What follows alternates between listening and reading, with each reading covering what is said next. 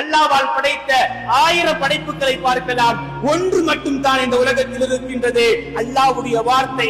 அல்லாஹ்வுடைய வார்த்தை என்றால் ஒன்று மட்டும் தான், குர்ஆன் மாத்திரம் தான் அல்லாஹ்வுடைய வார்த்தை. அல்லாஹ்வுடைய வார்த்தை. சரி, இந்த குர்ஆனை உம்மத்திற்கு சேர்க்க வேண்டும். இந்த குர்ஆனை அல்லாஹ் உம்மத்திற்கு சேர்க்க தயார் செய்கின்றான். நபி ஸல்லல்லாஹு அலைஹி வஸல்லம் ஹிரா குகைக்கு சென்று குர்ஆனை வாங்கி வருகின்றார்கள். அடுத்து இந்த உம்மத்தில் முதல் முறையாக அல்லாஹ் குர்ஆனை கொடுக்க இருக்கின்றான் உம்மத்திற்கு.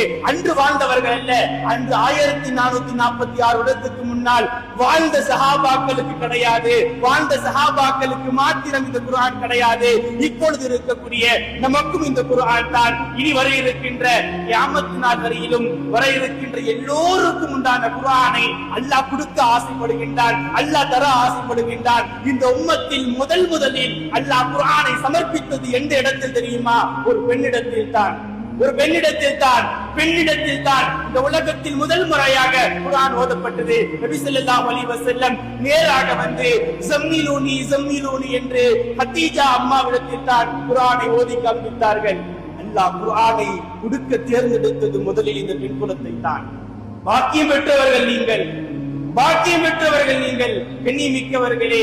குர்ஆன் மாத்திரம் அல்ல, இந்த தீனுல் இஸ்லாமிய மார்க்கம் தொடக்கம் எங்கிருந்து என்று பாருங்கள். நீங்கள் வரலாறுகளை கொஞ்சம் தேடி பார்த்தால் வரலாறுகள் நம்முடைய பாடம் சொல்கின்றன, வரலாறுகள் நமக்கு செய்தி சொல்கின்றன. இந்த தீனுல் இஸ்லாமிய மார்க்கம் ஆரம்பித்ததே இந்த உலகத்தில் பூக்க ஆரம்பித்ததே ஒரு பெண் குலத்தில் இருந்து தான். முதலில் இஸ்லாத்தை ஏற்றது ஹதீஜா ரலியல்லாஹு அன்ஹா தான்.